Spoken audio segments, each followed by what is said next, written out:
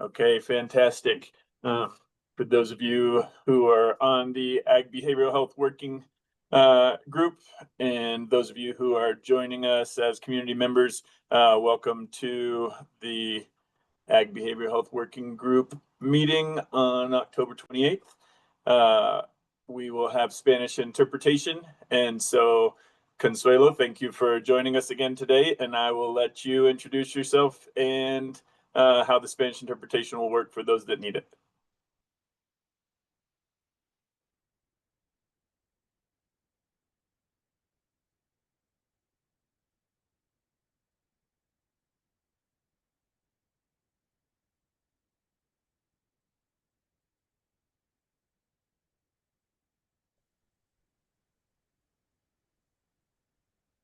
Can you hear her? Sorry, I was muted. Sorry. I thought it was my computer. Well, do it again. I'm so sorry. Perdón, estaba en mudo mi micrófono. Exactly. Okay. Bienvenidos a todos a nuestra reunión de el AG Behavior Health Group el día de hoy, octubre 28. Bienvenidos a todos. Para los miembros de la comunidad y los miembros de este equipo, vamos a tener interpretación en español y le dan gracias a Consuelo de unirse nuevamente y les voy a dar las instrucciones de cómo funciona la interpretación. Si están en una computadora, les pido que hagan clic en el icono del mundo abajo de la pantalla que dice interpretación. Está del lado derecho abajo de su ventana de Zoom. De ahí van a seleccionar su idioma. Si están en una tableta o en un smartphone, toquen la pantalla y les van a aparecer las opciones. Ahí le van a tocar a los 3 puntitos que dicen More, más, y allí van a seleccionar interpretación de idiomas, seleccionan su idioma, que en este caso será español, y van a después a darle listo. Si esos puntitos no aparecen en su teléfono o en su tableta, nada más deslicen el dedo de derecha a izquierda hasta que aparezcan. Y acuérdense que si no seleccionan un canal de idiomas, no van a poder oír al intérprete. Muchísimas gracias. Ahora pueden empezar la interpretación. Now you can start the interpretation room. Thank you. Thank you, Consuelo. All right, and the rest of you guys, looks like we have a small group today. People will hopefully keep trickling in. But for those of you who are joining us from the community, there is a question and answer button at the bottom of your screen. Please feel free to ask questions at any time. Rosie will be keeping track of that and will voice your questions or comments to the working group. We also have a space on our website with the Colorado Ag Behavioral Health Working Group that you can ask questions if there are other questions that come up that you would like to engage the working group with. Yeah, feel free to engage it at any time. We'll also have a time at the end of the meeting for you to come off mute and ask a question in person if you'd like. And then, yeah, we still have a small group, but let's do some introductions to everybody who's on the call. Just most of us, I think, know each other by now, but for those who are joining us online so that they can know. And my name is Clinton Wilson. I am the chair of this working group. I work for Colorado State University in the Agribility program and help with our team's statewide outreach and efforts. And I will pass it down to Jacob Walter.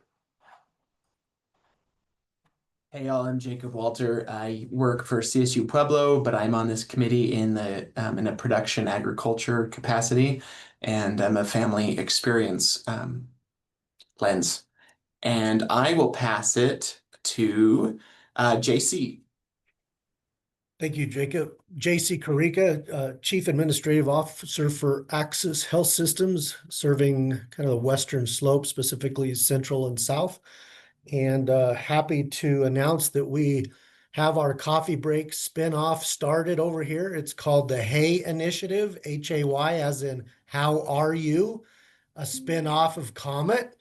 So we kind of pulled that in, and I'll be subtly unveiling our little logo in Monte Vista in a couple weeks. So excited about that.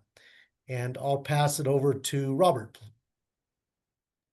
Thanks, JC. Hi, everybody. I'm Robert Sakata. I'm the Ag Water Policy Advisor here at the Colorado Department of Ag and helping co-lead this effort here at the department. I apologize. I'm going to have to jump off a little bit today. I hope to be back toward the end of the meeting, but really appreciate the opportunity to be here. And I'll pass it on to my cohort, Rosie. Hi everyone, I'm Rosie Scovrin. I am an employee at CDA. I work in our Drought and Climate Resilience office, and I'm a program assistant. So I've been helping out with the admin of this group, and I am very much looking forward to seeing a lot of you in person at the summit. And I will pass it to Richard. Hi, I'm Richard Harland, and I'm a counselor at the Behavioral Health Center for the Ute Mountain Ute Tribe down in Southwest Colorado. We have some changes coming along that I look forward to just announcing later when everything's finalized. But we're moving in some really good positive directions down here. And I will pass it to Jamie. Thank you. Hi, everyone. My name is Jamie Hurst. I'm the guest kind of presenter today. I work for Tri-County Health Network based in Montrose, Colorado, and I coordinate our regional suicide prevention coalition called SPARK, which covers 6 counties on the western slope over here, which you'll get to learn about in a little bit. And I will pick Julie because she is the only person I know. Hi, Jamie. Thank you. I'm Julie Elliott, Behavioral Health Specialist with Colorado State University, and I cover the western part of Colorado, the Western Slope area.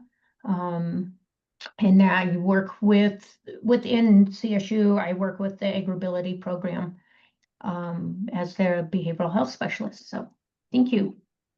I will pick Chad. I think he's still on. You're on mute. Thanks, Julie. Hi, I'm Chad Reznicek. I'm the Behavioral Health State Specialist with Colorado State University Extension and the Colorado Agribility Project. Appreciate being able to be here with you all today. And also looking forward to the JC's unveiling and the news that Richard's got. So Well, that'll be fun. All right. The agenda was in Rosie's email. I think she sent out last week. If anybody has any additions, speak now or interject, I guess, throughout the meeting if you have something else that you need us to add. But I'm not going to forget this week. I highlighted it or Rosie underlined it. I hope everybody was able to review the minutes from the last meeting. We do need to give that our thumbs up.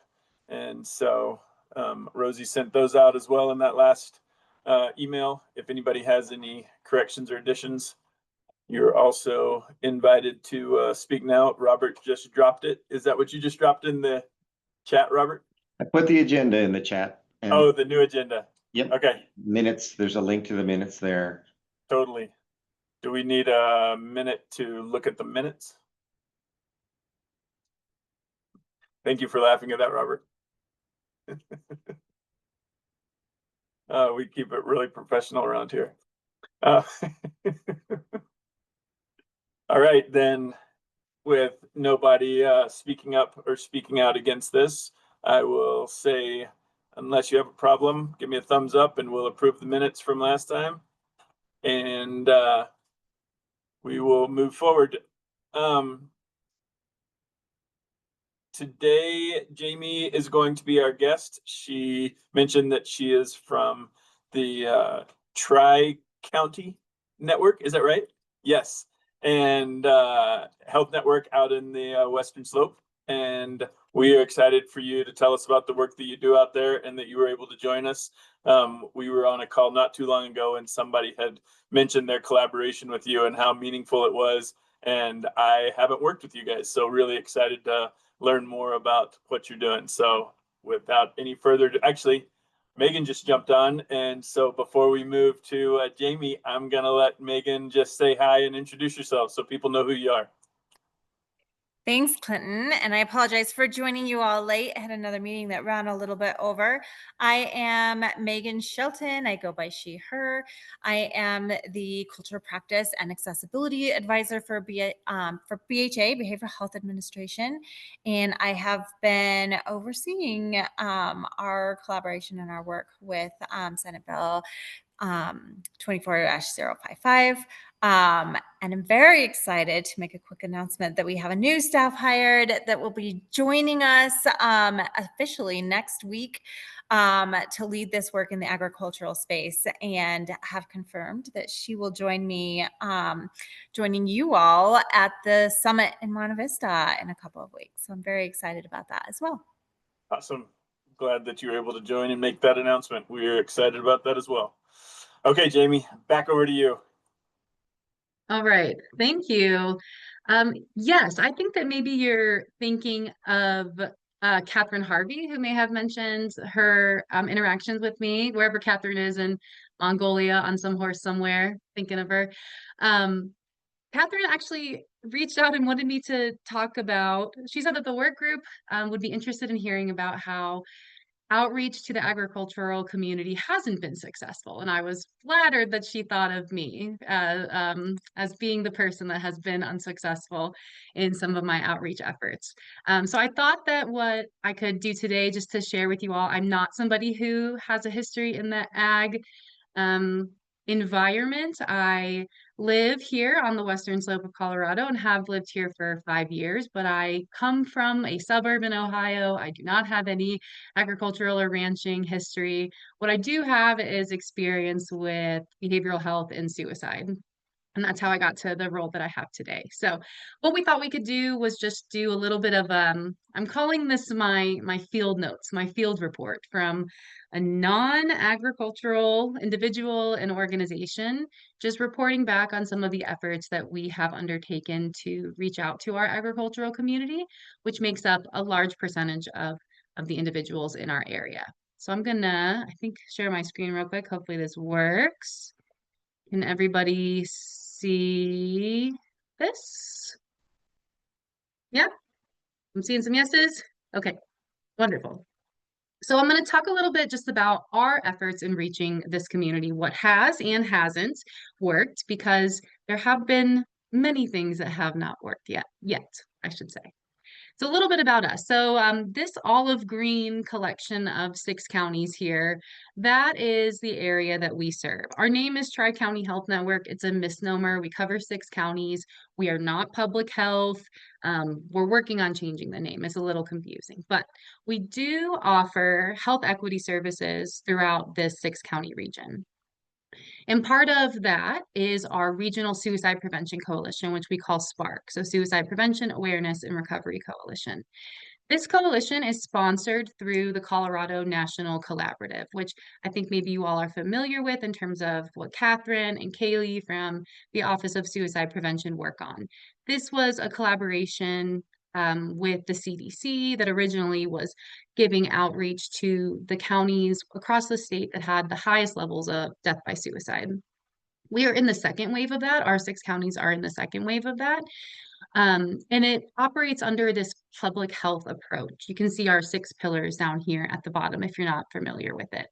So a lot of our outreach is upstream, midstream, downstream, all of it. It's just how can we better serve members in our community who may be thinking about suicide, who may be having behavioral health challenges or crises. How can we make them know that they're not alone, that resources are available, and that there are people that care and want to support? So these 6 counties that we have, I'm not sure how familiar anybody is with over here. I know Julie is, because Julie is our CSU extension person, and she's been a part of the few successes I would say that we have had in reaching out. But this covers counties like Gunnison, Montrose, Delta, Erie, San Miguel, and Hinsdale. So 4 out of our 6 are considered rural, 2 out of the 6 are considered frontier. Amidst this population, we have big ski resort towns like Telluride in San Miguel County, right next to Norwood, which is an agricultural and ranching community with a huge income disparity from Telluride. We have places like Gunnison, Hinsdale County. I'm not sure if anyone's familiar, but Lake City, I think, is all that's in Hinsdale County. Very small, isolated communities. And then our bigger ones, Delta and Montrose, I forgot Delta. Delta's right above Montrose. It's not green. But Delta and Montrose are more agricultural and ranching based communities. They're also our more populated areas, and they are the two counties that we consistently see as having the higher rates of suicide. We can see that from 2020 to 2024, we had 181 community members in our region that died by suicide. These numbers may look small compared to some of the other counties across the state, but if you look at the age-adjusted rate, looking at the percentage per 100,000, our numbers are much higher than the state average and much higher than several other counties' averages. We can look at a little bit more of a breakdown over here that the majority of individuals that we see dying by suicide in our region are 25 to 34, and then 55 to 64, 65 to 74. They are predominantly male, they are predominantly white, and they are predominantly in our more rural agricultural counties like Montrose and Delta. So when we started working on CNC, we took some of this data. It's been I think 3 years now that we've been working on the project. I've been with the organization for 2 years. Prior to that, I worked at the Crisis Walk-in Center here in Montrose, which is now Axis. I heard someone from Axis on here, is now part of the Axis Health System family, but previously was the Center for Mental Health. So I spent my first 4 years in Montrose working at the Crisis Center and seeing individuals throughout the community come in with a lack of resources, lack of knowledge of resources, long wait times, huge stigma barriers, isolation, all of these things that we know can particularly impact a rural community. So when I had the chance to work on the CNC and try to mitigate some of these factors in the community before the people got to the crisis center, because as I'm sure is not a surprise to this group, we have low levels of behavioral health providers. They are extremely overworked, and they don't always have the training or the experience of working with some of our more agricultural individuals. So there really is, it's true that there's not a one size fits all plan for suicide prevention or for behavioral health. And even when there are some recommendations and things that have come out that have worked in other rural and agricultural communities, we found that they don't always work in our communities. What works in one county has not been successful in another county. So there's a big mixture of what it's like to have behavioral health needs within our counties, and these have come with varying levels of success. So that's what Catherine had wanted me to share a little bit about, what it's been like to be a non-ag person trying to support the ag population in something that I understand. I may not understand what it's like to have a farm, but I understand what it's like to feel alone and to feel like I don't have any options. So coordinating this coalition has helped us create a broader kind of web and network of people to reach out to. And we're lucky to have Julie in as part of that coalition, which I mentioned. And we continue to try to create those relationships and spread the knowledge about behavioral health services and find ways to better reach this community, because reaching the agricultural community has been a challenge as someone who's not within that community. So we have tried a variety of things, and I will start by talking about Farm Talk, because I thought Farm Talk, I know Kaylee's on this call from OSP and she's read my very dramatic reports about Farm Talk. I thought Farm Talk was the solution to everything. We know about the Coffee Break Project in Southeast Colorado. I was like, we can do that. I have funds. I partnered with a younger male therapist. No, I'm sorry, a farmer, not a therapist, a younger male farmer in Delta. And it started of us talking about ways we could support his dad. He has an older dad. He's a 4th generation farmer.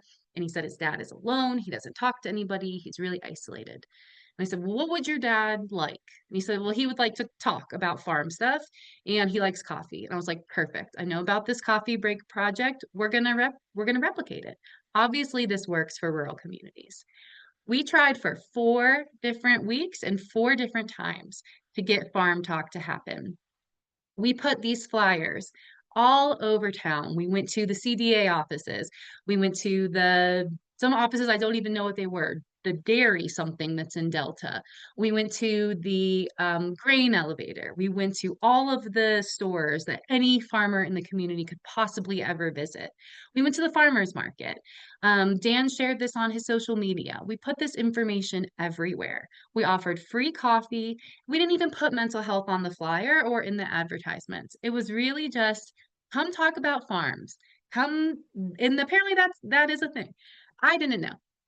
We got no one to show up. We tried this 4 separate times with advertising all over the place, at all the places we thought we would get the people, and we never got a single person to show up. Dan had reached out to people specifically, individually. They said they would come.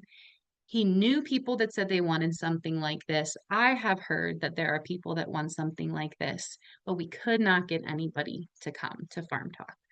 I hope to try to resurrect Farm Talk at some point in the future, but this one was one of the very first instances where we were like, why isn't this working? What is it about either the person it's coming from? I tried to not even be a part of it. We had Dan, a 4th generation farmer. He was the face of it. Why wasn't that enough to get people to be involved?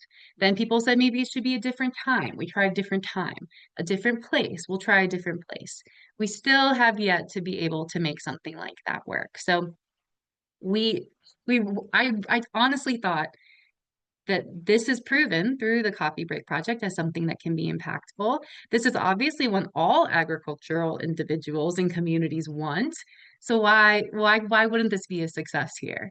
And it has not been a success. Some things that have been a little successful in reaching out to the group have come through the relationships and the partnerships that we've made as a part of the coalition. That has really been the most impactful thing in reaching this community, is getting individuals that are already in this community, like Julie, people that work and live already in the community to be a part of the coalition.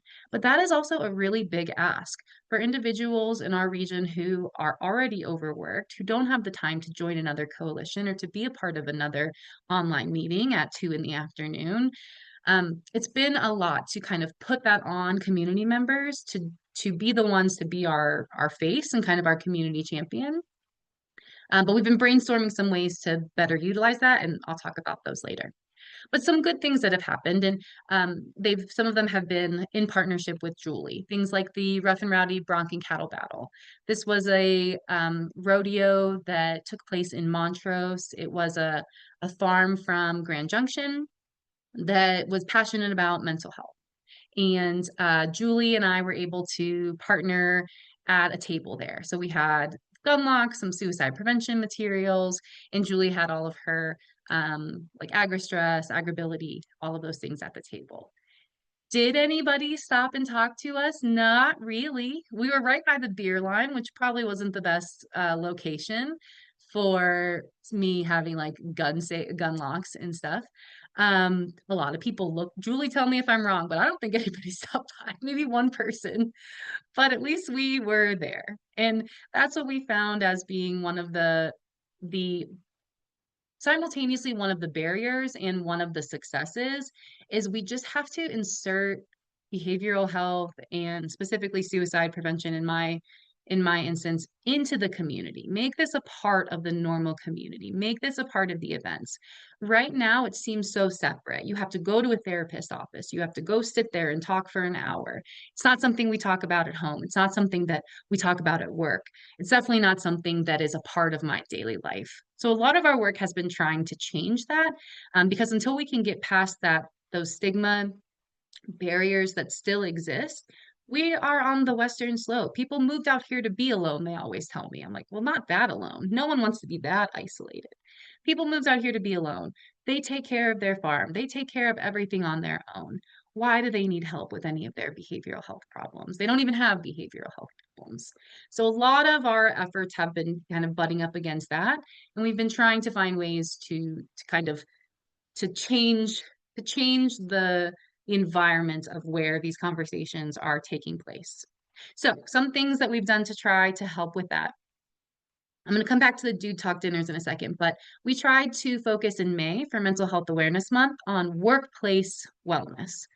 We figured, where are people throughout the day? They're mostly at work, whether that is, some of the people that are more alone, maybe on their farm or their ranch, aren't necessarily at work, but we tried to target, again, the types of agricultural adjacent businesses and organizations in Delta, Montrose, all of our counties that maybe would be visited by people that are potentially farmers or ranchers. So we went on this whole campaign of giving out these cards with these we thought 3 pretty simple challenge items that they could do. Could they put up a green light bulb? Could they hang up a sign that talks about mental health? I went to the Producers Co-op here in Montrose and gave them a light bulb, gave them the sign. I think they made a joke about putting the light bulb in the bathroom or something. So who knows if they actually did anything with it. But we're just trying to inundate the community with this type of information so that it is something that can become part of the conversation. We gave out a ton of light bulbs and a ton of these workplace mental health challenge cards in the hopes that organizations would at least think about their role in the workplace talking about mental health. COMMET is something that I am trained in and that we have done throughout the community. This has been a hit and a miss as well.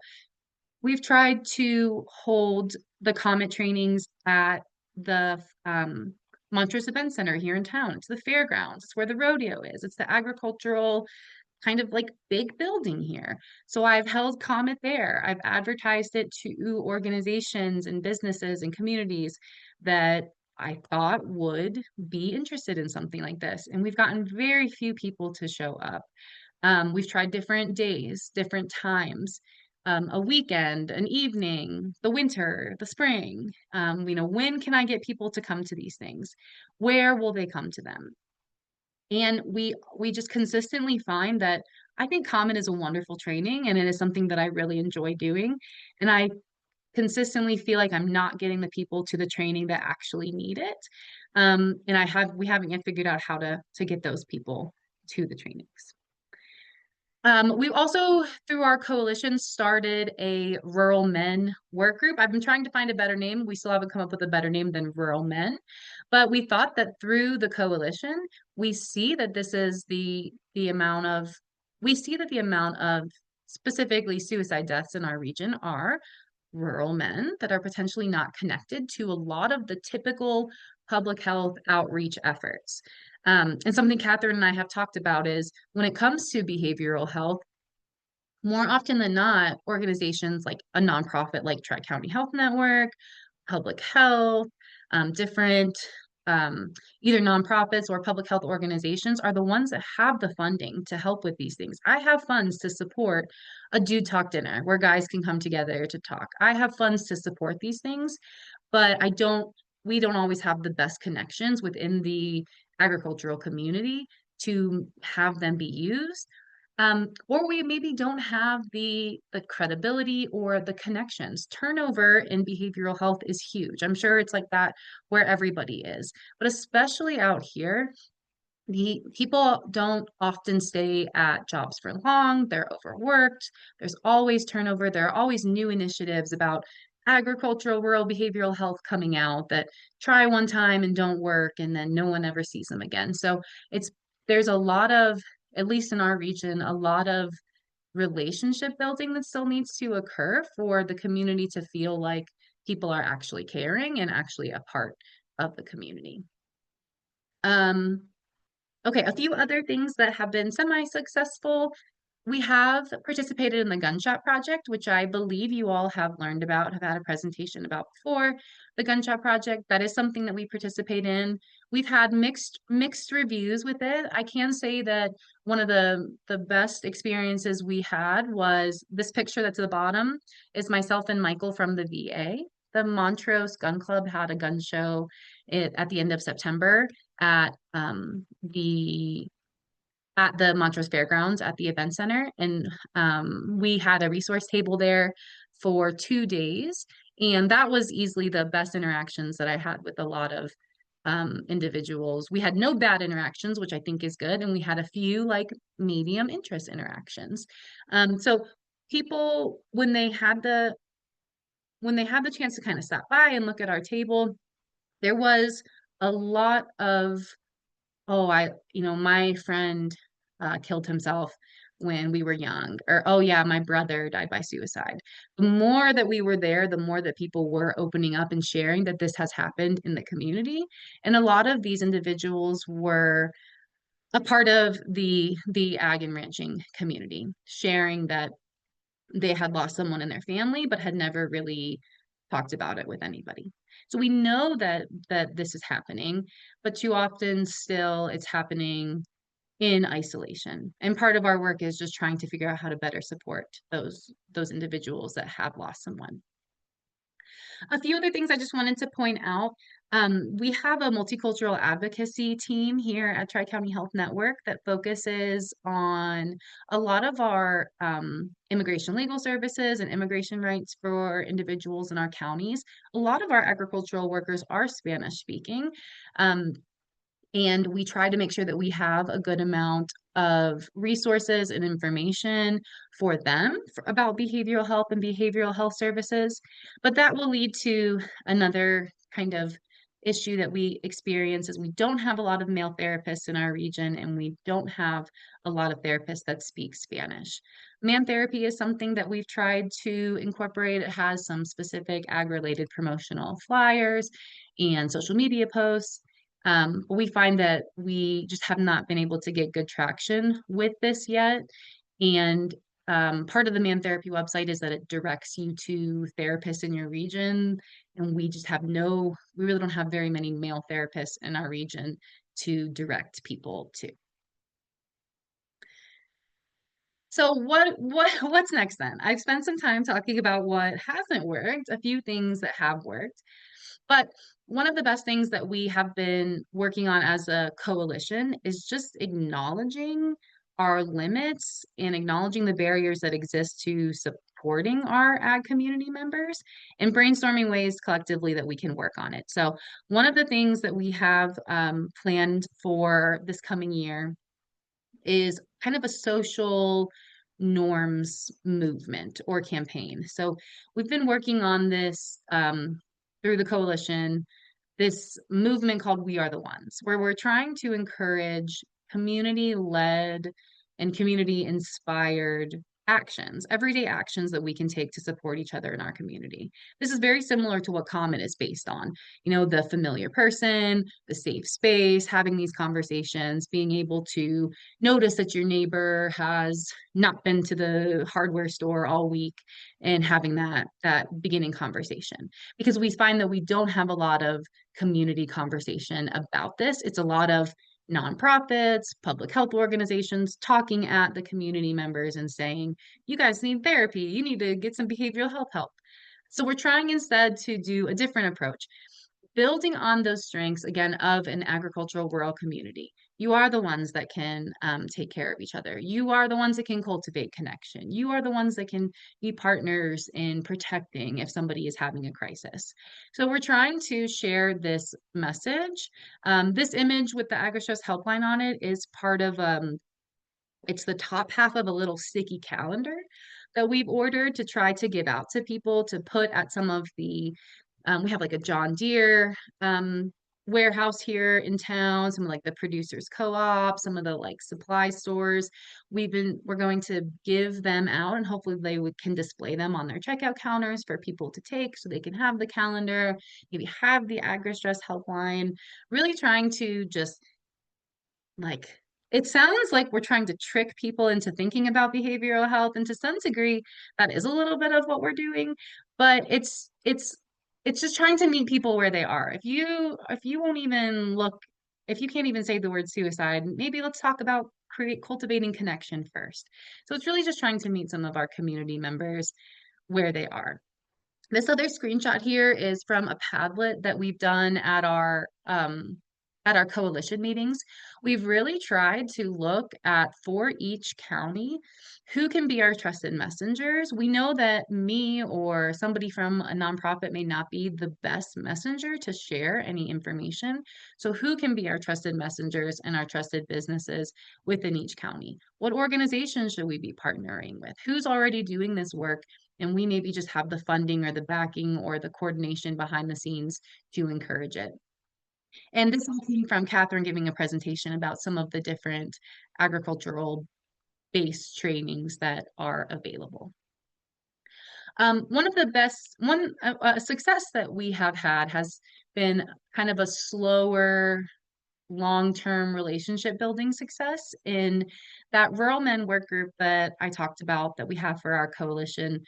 We get very few people that end up attending it, and they are usually not rural men, so that has been a little bit of an issue. But we do have one rural male therapist who is out in Norwood, which is a pretty agricultural ranching area of San Miguel County.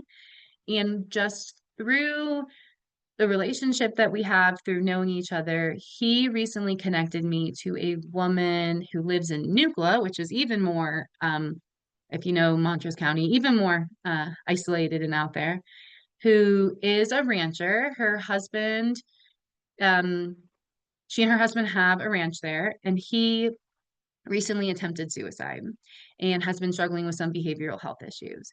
And so through talking to her, she gave me a ton of information on what it's like to be the wife of a rancher, what they go through out in Nucla, all of these things that don't fit with maybe the more like general suicide prevention or behavioral health guideline things. She told me that ranchers open up every piece of mail that they get. And I said, I have never heard that.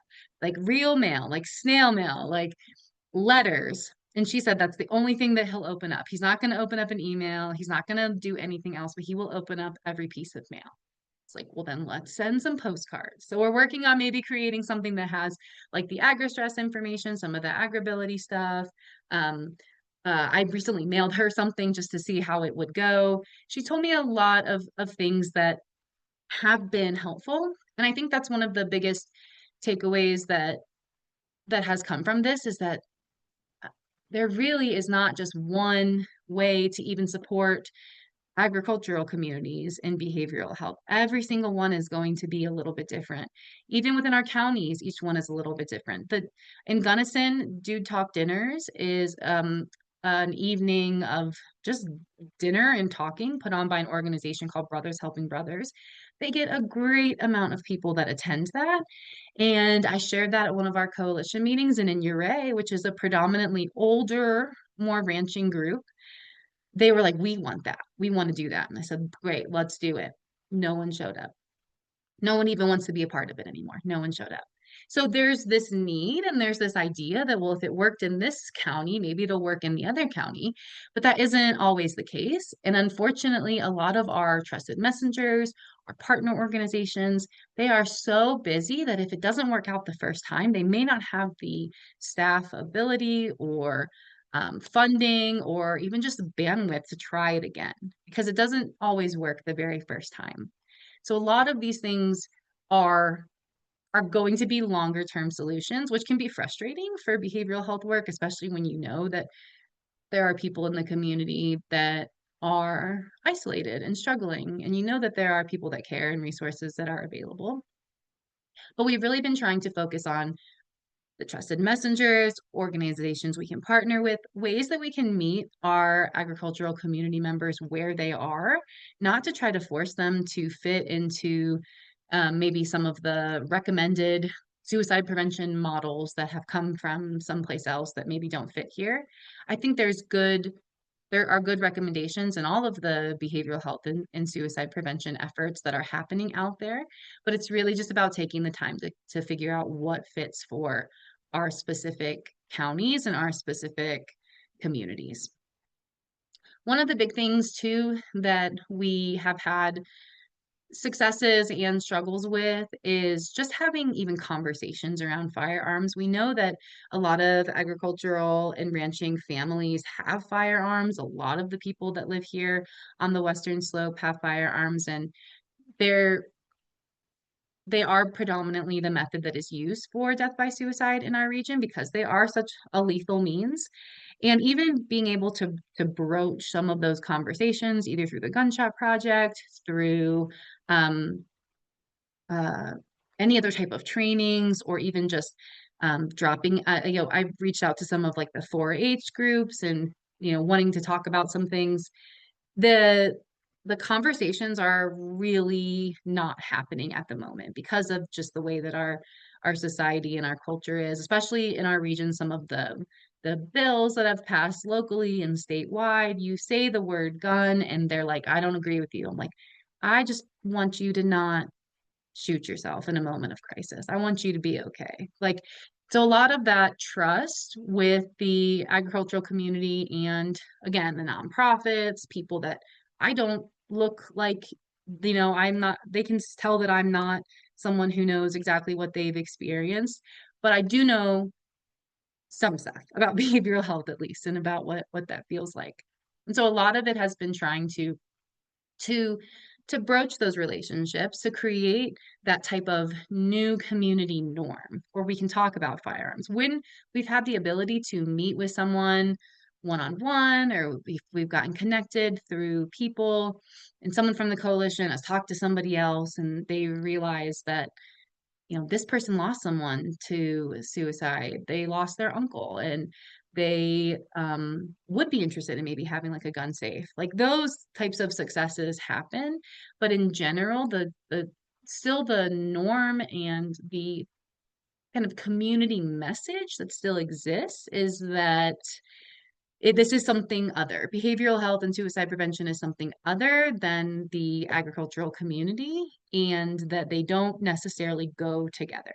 And so we've really been trying to find ways to change that norm, whether through building up strengths of an agricultural community, creating those partnerships, finding trusted messengers.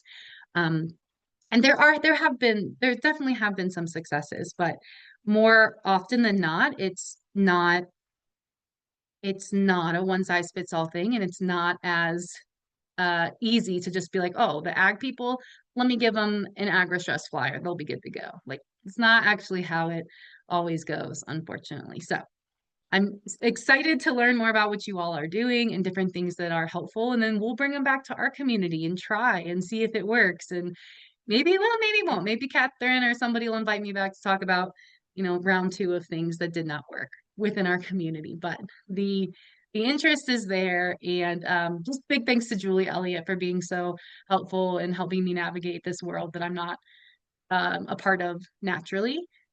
These types of relationships have been extremely helpful in trying to better serve our community. Wow, Jamie, that was great. Thank you so much for sharing and your courage to keep trying. All of your efforts have been, well thought out and good intentioned. And I know that not all of them panned out the way you wanted, but it sounded like they were learning opportunities. I do want to open up just a minute for some questions if anybody has them. You voiced a lot of things that I think a lot of us have experienced, in great ideas and well-intentioned, and people just not coming.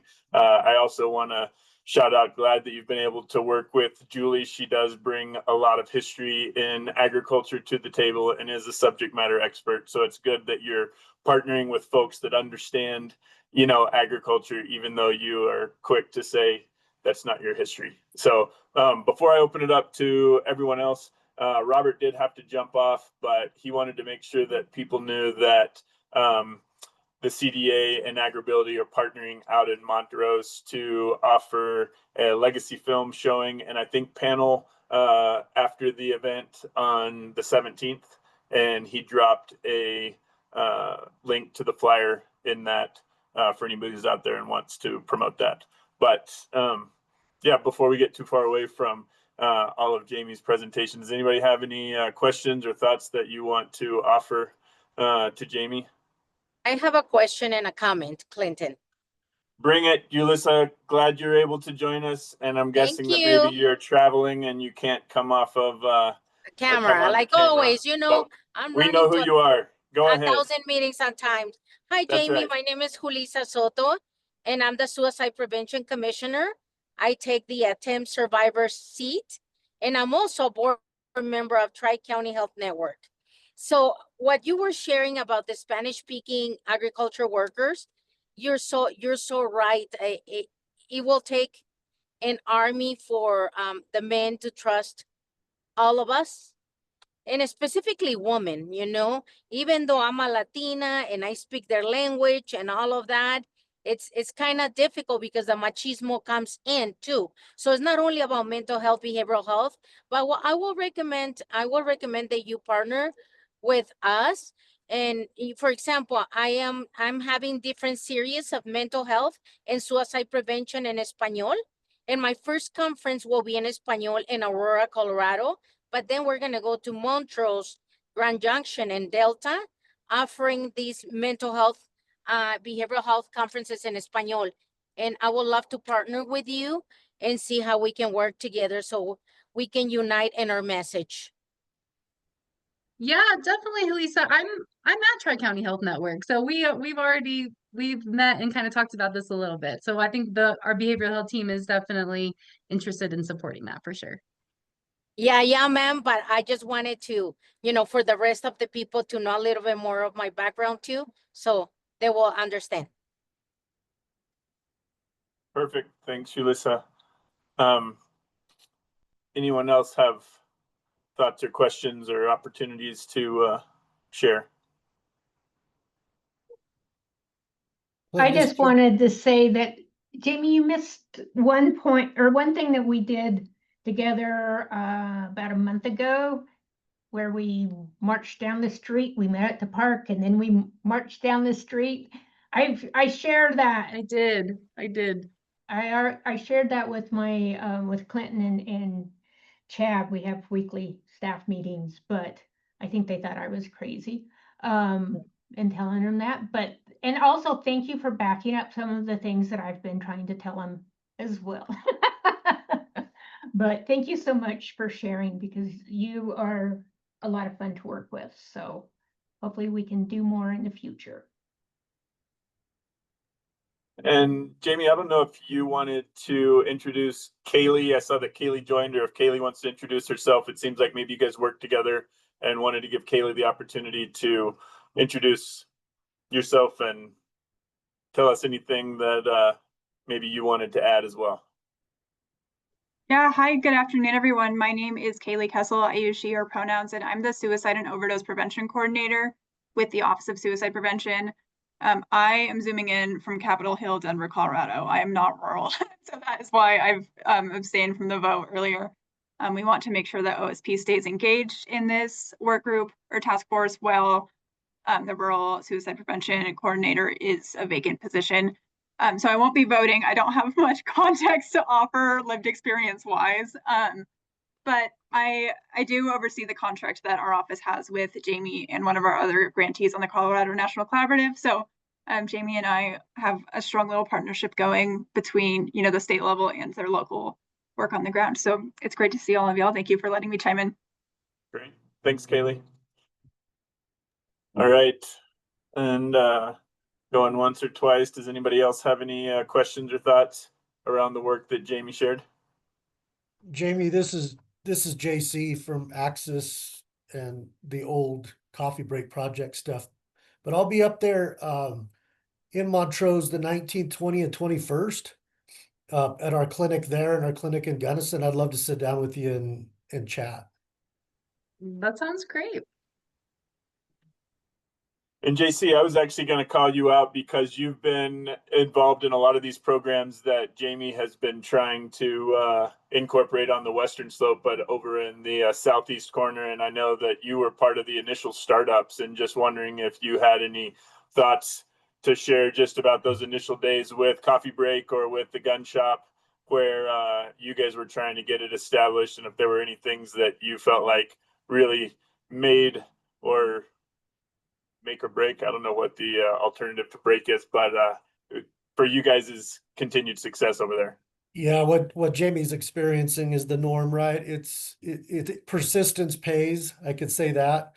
And then Jamie, your attempts at trying to find that champion that has the lived experience, or is the farmer, or is the rancher, like 2 or 3 of those are the key or the catalyst for change. So yeah, just keep trying different things.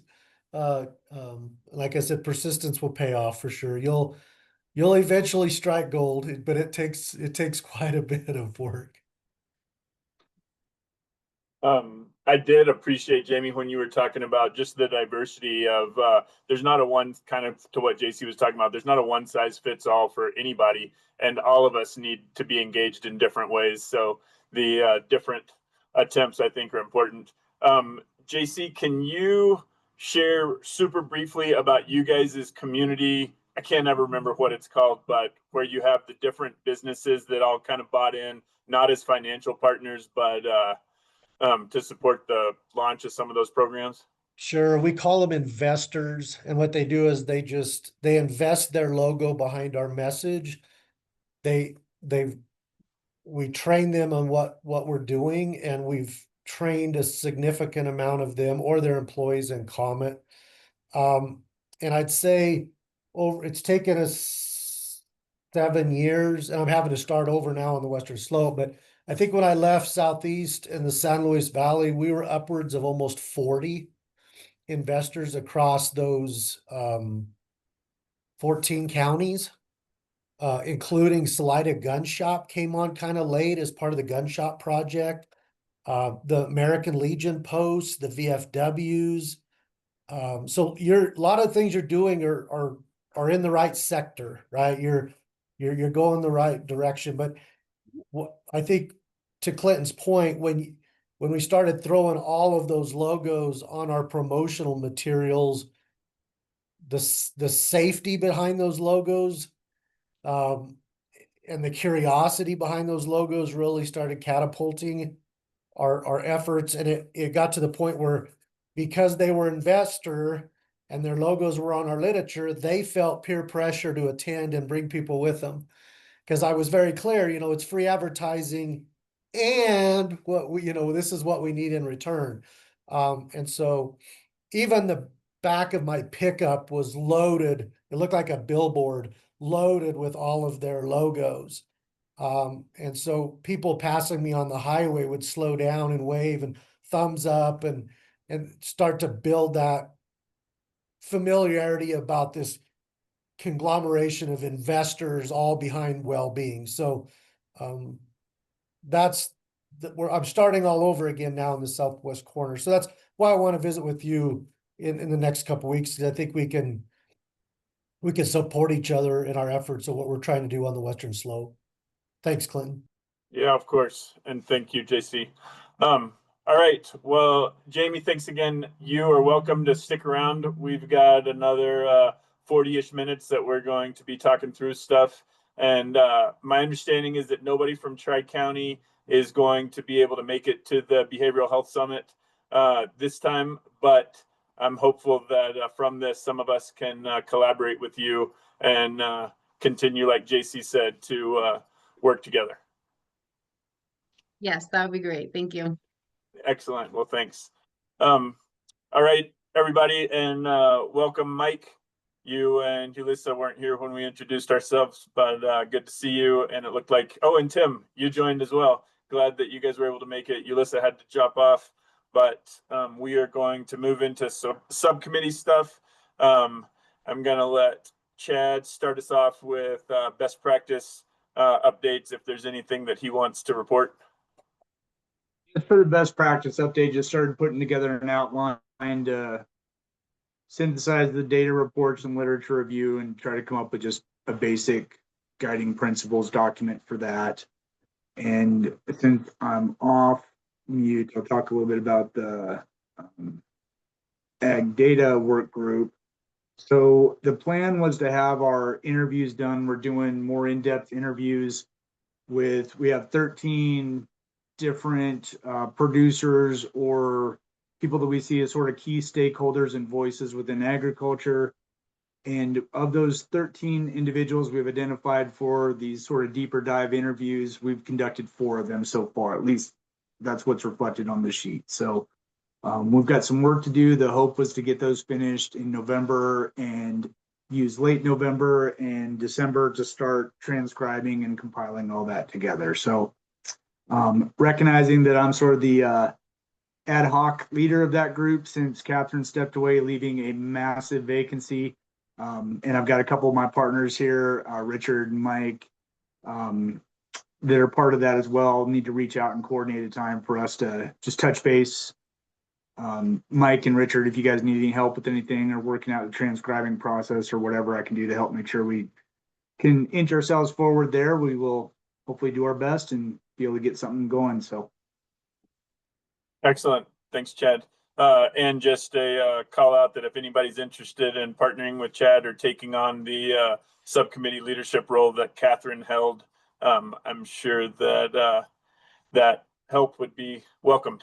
And so thank you for the 3 of you that are, it's all yours. The 3 of you that are working with that group. I think that, is MJ also a part of that? Yeah, she is working on here. So, yeah. Excellent. Okay. Go ahead. I was just saying she's fantastic. So she is fantastic. Okay, and as far as the outreach and communications group, I was not able to be on our last gathering, but Rosie was, and I'm going to let Rosie just share what that conversation, and Jacob, if you have anything to share as well, I know that you were part of that as well.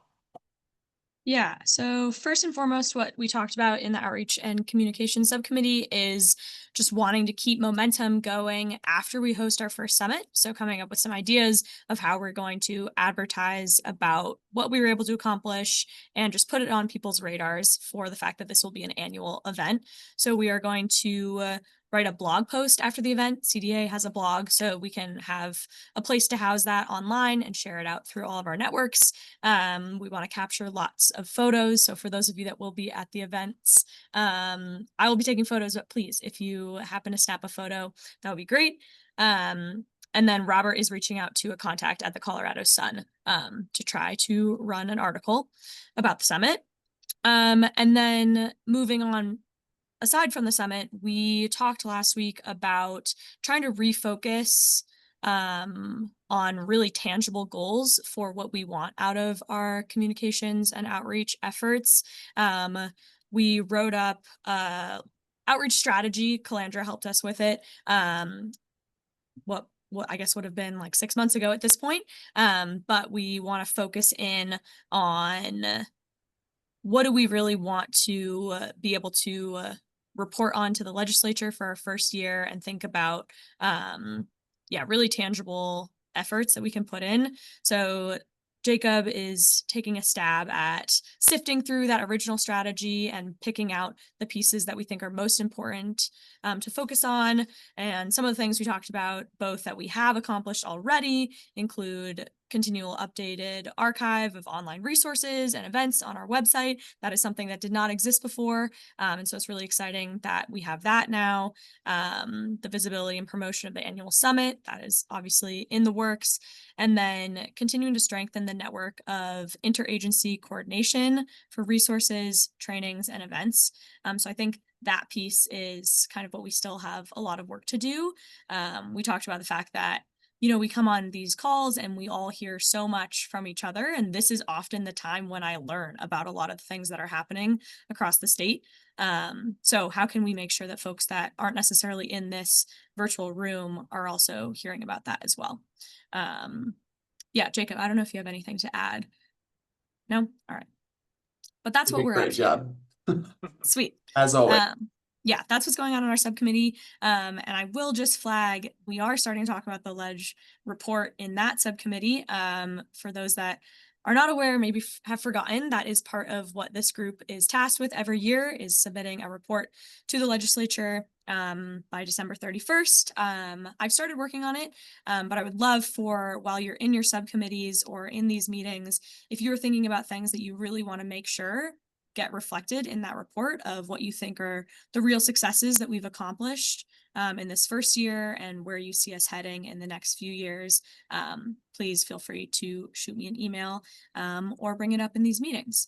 We've got 2 more meetings before the report will have to be turned in. So want to make sure you all have your voices heard in the report, and we'll certainly share it out before we submit it.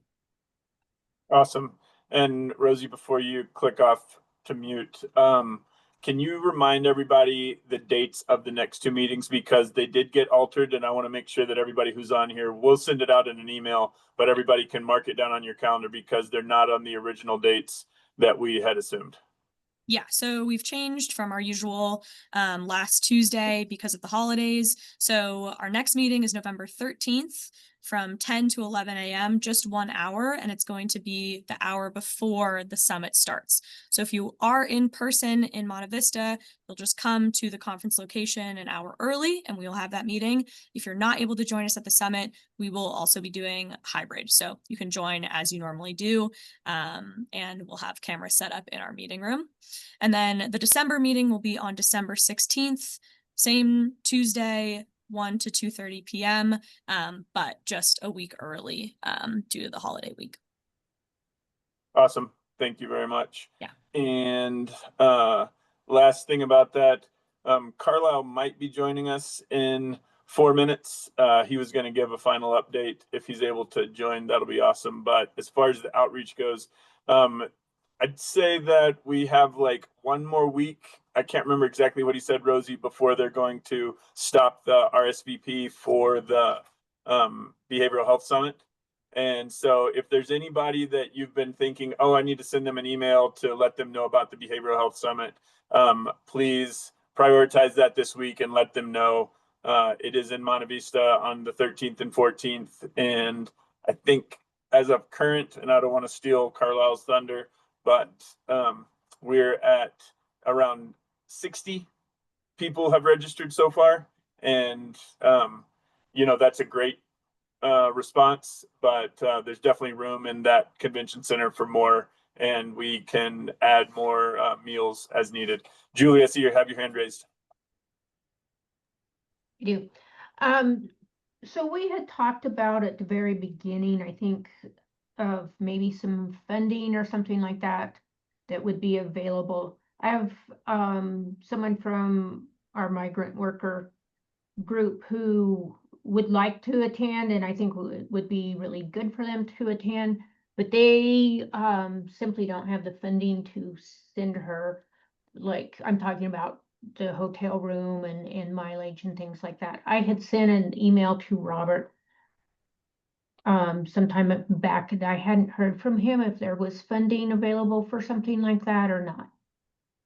Yeah, I don't remember if it was in response to your email or what, but the funding that was available through the CDA stuff really was just for the working group members, but there could be some funding that RMFU, Rocky Mountain Farmers Union, said that they had available to help with people who needed scholarship to get there. And so if you want to connect me with that person, I just through a warm email connection, I can connect them with RMFU to see if there's any funding that's still available. I know they mentioned that at the beginning, and I don't know where they are with that budget, but I'd be happy to make that connection. Great, thank you. I will email you that name. Okay, great. And then we'll give Carlisle 1 more minute, but I will say that if anybody's planning on coming and you haven't signed up, please do so that they can have accurate counts and can know how much food to order. And since we have a minute and we're waiting on Carlisle, Mike, I had a question for you, Lozano. If somebody wanted to come and visit Warhorse, what's the best way for them to reach out to you to come and check it out? Is it through the website, like a contact me form, or for me to email? What's best? Just the website. You could call us on the phone number, the main line, or just send out an email. Okay, sounds good. And since we have a minute and you weren't here at the very beginning, how did the pumpkin adventure go? Well, we got some rain the first day and then we had snow the Sunday morning, but it didn't stop anybody. You know, I think we just made it, you know, I think we just made our money back. That was it. But it was fun. It was good. The community liked it. We had, you know, the common pumpkin patch with the horses and the hay rides, apple chunking, archery, 4 bands, food. So it was good. And I do have a success story because we just finished a retreat a few weeks before that. And I received a call from one of the participants, and she was a veteran, and you know, she was from Steamboat, and she grew up with the horses, and she does the equine stuff. She gave me a call, and she said, "Hey, Mike, I want to tell you something real important." Um, she's like, "I sold my urn." I'm like, "What?" And because you know that came up and so she sold her urn, and she found that she has more support here and you know through the other participants, which they don't, it's not a one and done deal. We keep in touch with everybody, so you know they keep coming back from the ranch, and that was like awesome to hear. And you know, and she had mentioned, said she's going to write a testimony, but she also stated that you know there's everybody you know supporting mental health. There are organizations that do help, but she's like, but you guys are really helping out. And that really, you know, full circle, that was pretty awesome to hear. And, you know, it's great to hear those stories. And, you know, it's just ongoing because we do all the other things in the, in Steamboat. So that was real good for us. That's awesome, Mike. How many participants did you have at the retreat? Oh, we max out at 6. We have providers that you know donate a week of their time. So, yeah, that's phenomenal. Awesome. Thanks for sharing that. And since Carlisle's not on, Rosie, maybe you and I can tag team to give just a final update on things. I'll take a stab at it, and then you can fill in the gaps. But like I mentioned, the last count I saw was like 58 people had registered. I've talked to 12 different folks that right now are going to give a spotlight about what their organization is doing or what their program is up to. There will be food. We have the food all worked out. If people need lodging, there's a hotel block that's available at the hotel right across from the convention center. The Baymont, is that right, Rosie? Yep. The Baymont, and I think it's $129 or $139 a night. So register. I think that closes this week, maybe on Friday, that block rate. And the agenda is available on the Rocky Mountain Farmers Union site for working group members if you need access or if you need reimbursement for travel getting there. And anytime reimbursement for your time on this working group. Rosie, where was that? It was on the minutes from last time that you put a link in there. So review the last minutes and there's information there, or reach out to myself or Rosie. And if you reach out to me, just forewarning, I'll connect you with Rosie. So if you feel comfortable connecting with Rosie, go directly to her. But she can help you work out that process. And all right, Rosie, what am I missing? Only missing that we are going to have work group participation hosting our tabletop conversation. So thank you to all of you that are going to be talking or facilitating those tabletops. So we have Felisa is going to help with our How to Support Ag Workers table. Julie is going to help with success stories, which probably will feature a lot of what we heard today from Jamie. We're going to have a social connections and gatherings table. That will be Carlisle. Robert and I will talk about fundraising and grant collaboration. Chad's going to talk about ag resources and trainings across the state. And Clinton is going to talk about sponsorship, partnerships, those kind of financial outreach relationships. So basically folks will rotate around those different tables to have different conversations. And we're very excited to have folks from this group facilitating. And then, yeah, just a note on the reimbursement that you have to request the reimbursement within, I think it's 30 days of the event. So if you do want to request reimbursement, we will need to get that process going. So don't wait too long. But I'll include in the minutes from this meeting, again, the link to the FAQ about reimbursement. And then also I have a Google form that you can submit if you are looking for reimbursement. That's awesome. And since we are on right here, JC, I was going to shoot you an email, but I'm sure your email inbox is pretty crowded. But if you are planning on being at the event both days, if you'd be interested in sitting with me at that table that talks about sponsorships with corporate and outside people, I know that, like you were mentioning earlier, you've done that quite a bit over the years with getting partners. I'd love for you to help facilitate that conversation with me if you're around. Happy to help any way I can. Plan on being there both days. My only complication is I'm doing a COMET training at Adams State University with their ag business program. That's Thursday night at 5:30. So anything outside Thursday night at 5:30, I'm just bundling the trip. Happy to help. Okay, excellent. Well, ours would be the next morning at 8:30. So as long as it's not too wild and crazy of a COMET training, you'll make it back. But that did trigger me to say for everybody to plan in. There is a big social gathering where I think they're inviting local farmers for everybody that's at the event to get together at the Farm Brewery in Alamosa on Thursday night between 5:30 and 8. So while JC is doing COMET, we will be all getting together there. So that's one thing to make note of. Outside of that, Rosie, I don't know of anything else. Thanks for what you added. If you have any questions, feel free to reach out. Chad. Yep. Hey, Rosie, just want to check in with you regarding that report. Are you planning on putting together like an outline in a shared document? Yeah, I have the outline and I will share it to you right now. Okay, if you could do it to the whole group, my thinking is that that's going to come up quick. And so Yeah. if we could see it and look at, are there key parts that each of us could contribute so that's not all falling upon you? I just, I think we all have an obligation to that. And some of it could be just looking at what did we not get to and being able to identify those pieces. Jamie, I love how you kind of set the tone for this around being able to share some of the missteps.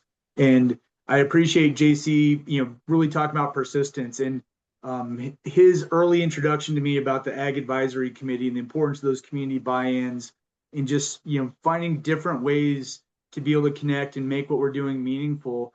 It's a long process and we don't often hear about some of those missteps, but I think it's really informative and reminds us that the successes we do come to are usually hard earned and because of amazing collaborations and partnerships. And so I appreciate you setting that tone with that. And I just really want to make sure that, Rosie, you're not off by yourself as a lone ranger trying to write this the few days before Christmas or something. So yeah, I will share it with everyone. I do also want to point out that part of what is in the statute is that this report will include policy recommendations.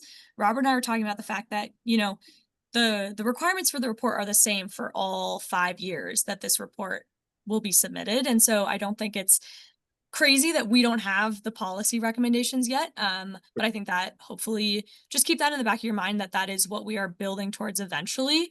So I think what I want to talk about and open to feedback in the report is what are we doing right now to be able to get to the point of having those policy recommendations. That sounds good. In the data collection, I can't remember the exact name of that report. Let me see if I can find it. I think it's the data review document already has a pretty good foundation there. I think that helps set the tone for a lot of the directions we're trying to go in and what we've learned so far. So I just don't want you to have to feel like you've got to create that on your own. Thanks. Yeah, I'm also not an expert. So it is definitely, I'm really happy to do a lot of the coalescing and editing of the information, but you all are the experts who have the content knowledge that I want to draw on. Sounds good. Cool. Right. And Rosie, since Robert jumped off, the working group charter is linked on the agenda. Robert and Rosie discussed it last month, and I don't know if there's any action item from this other than just for people to review it and be aware of it. Well, I think we were maybe going to have a vote on people actually enacting it into our charter. Okay. I am aware of the fact that we don't have our full group here, but we could maybe hold a vote of the folks that are here, and then I can ask for voting feedback via email from folks that didn't make it.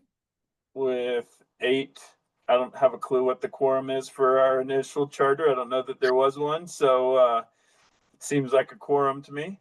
But I would like to invite everybody to read it if you haven't. It was in the email that Rosie, or you sent out a whole email specifically about it.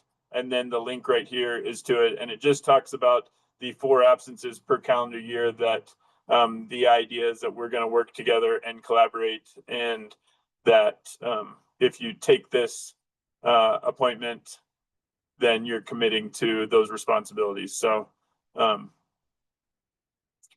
going to vote that if everybody's okay with it, that maybe we wait until the next meeting on the 13th to take a vote on it, just so that we can make sure that everybody has a chance to review it. Does that sound good to everyone? Okay. I mean, we could vote today. I just feel like we're low on attendance. So I we, have a question. so we would Yeah, revisit Mike. this. Oh, so go ahead, JC. Go ahead, okay. JC.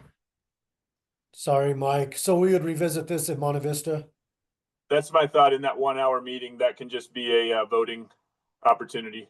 Do you have any thoughts that you wanted to share, JC? No, I was in support of it. So Okay. it's a quick read, everybody. It is super quick. Mike, go ahead. Yeah, I read it. I agree with it. In January, I have to go to the Marcus Institute for Brain Health. I'll be out then.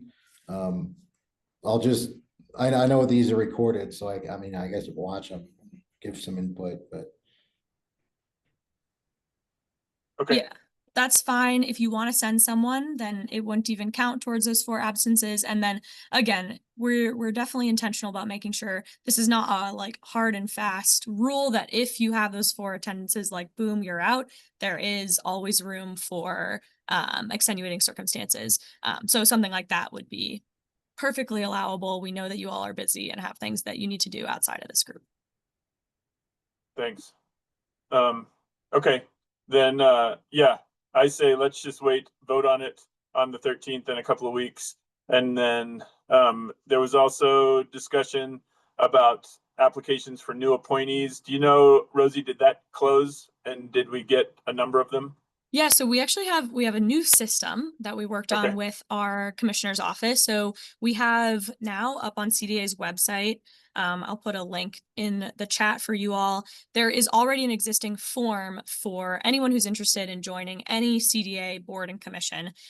So we're going to have a running application that is always open for folks who are interested. So if and when we have gaps that we need to fill, we're hoping to have applications that have been submitted.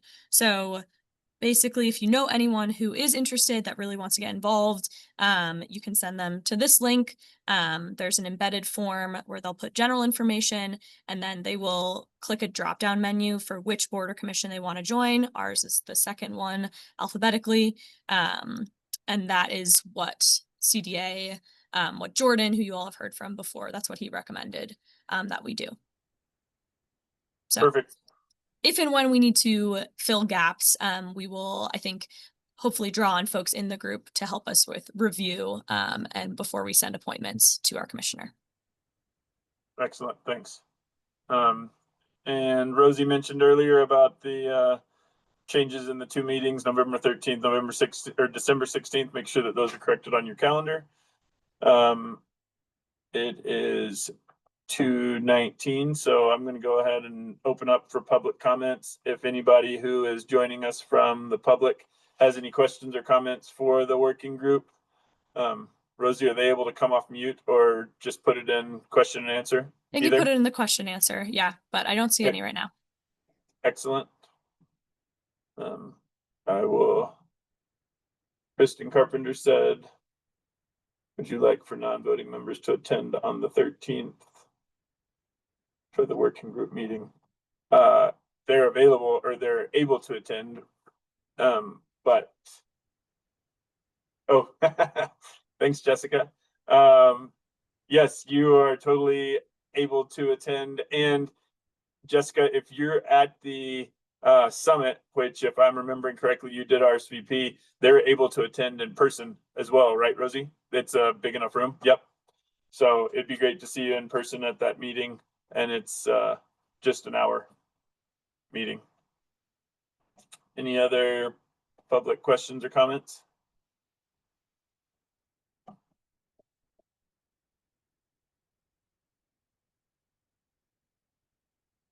Anybody on the working group got any other updates? That was fun hearing your update, Mike. Anybody have any successes or events? Richard. Yeah, I just thought I would share, work on the reservation. So, I just appreciate what I'm learning here. I try to tweak and use what I can. So we've started, and we just call it a talking circle. And so we've started just some open groups just for people in the community to come out and talk about whatever they want to talk about, support their neighbor. Now we provide food, and it's already grown to 4 groups a week. It's very popular. Right on. So that's one of our successes, I believe, that we're having on the reservation. And like I say, I hope to share more soon. That's awesome. And Richard, are those groups, the talking groups, are they themed, or are they just people from the community just joining whatever group works for their time schedule? Mostly they're open groups, but we have had some themes. We're still having some tragedies in the community to respond to. This has been a rough week, and I don't want to get all choked up, but yeah, we're working on responding to some stuff that we need to, and then also they're just open. I'm trying to let some of the community members, more or less just run and talk about what they want to talk about. We have smudging and prayers in the circle, and that's really important to the community.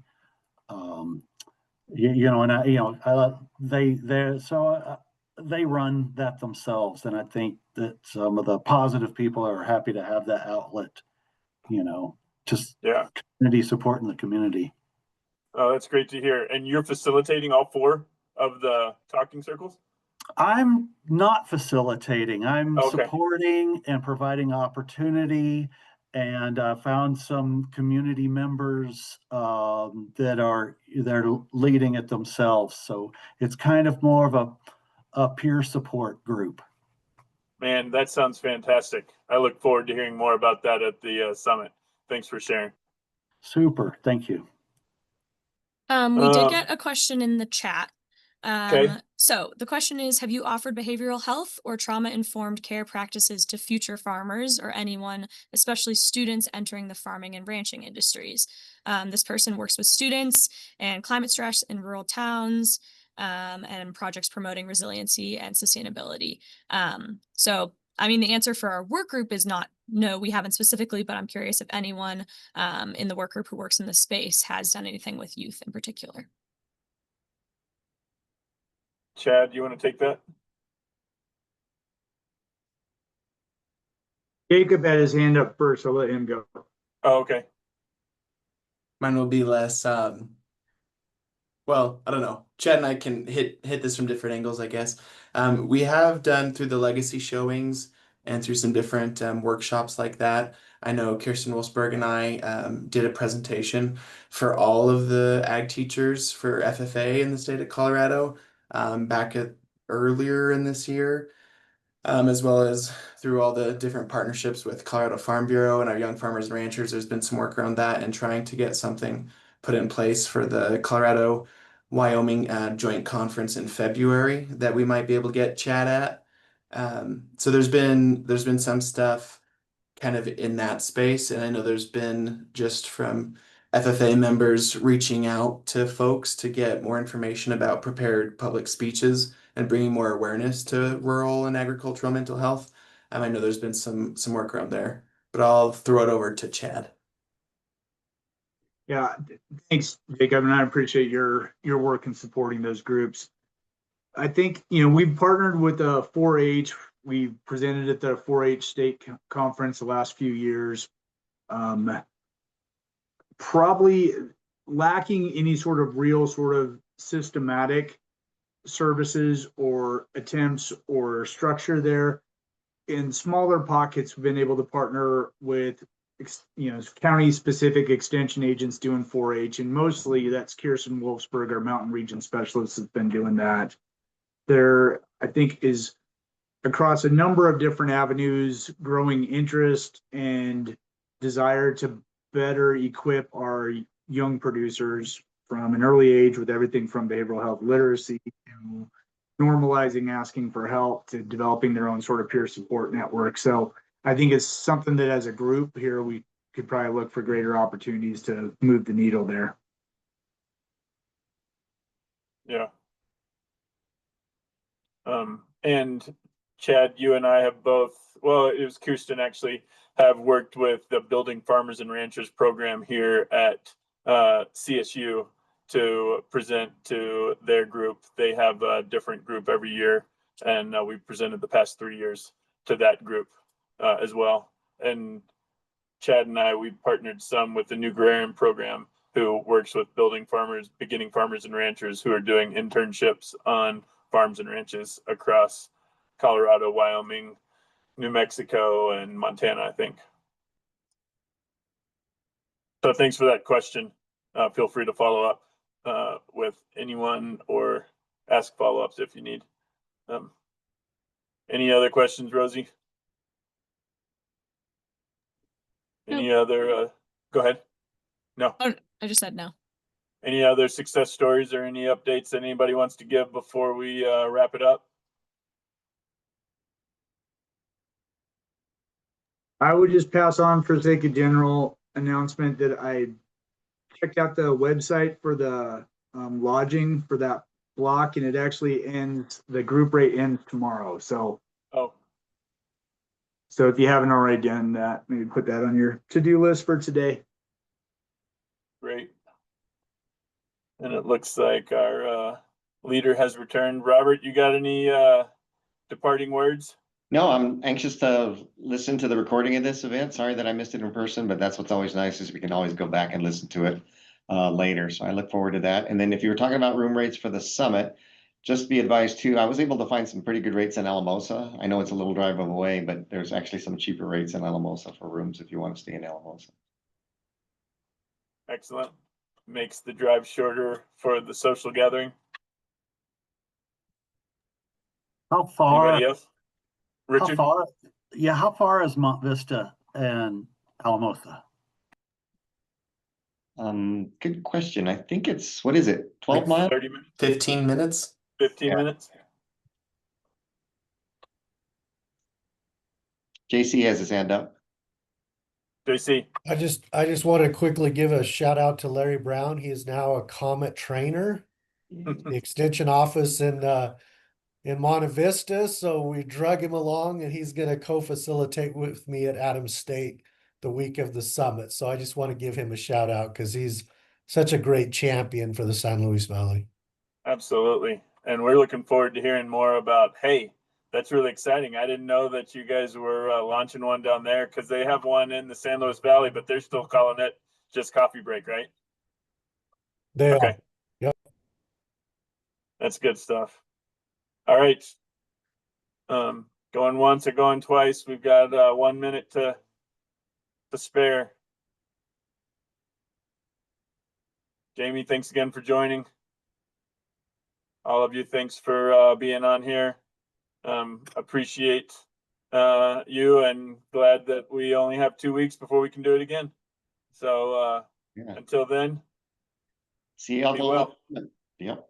See y'all. Thank you. Yeah. Thank you.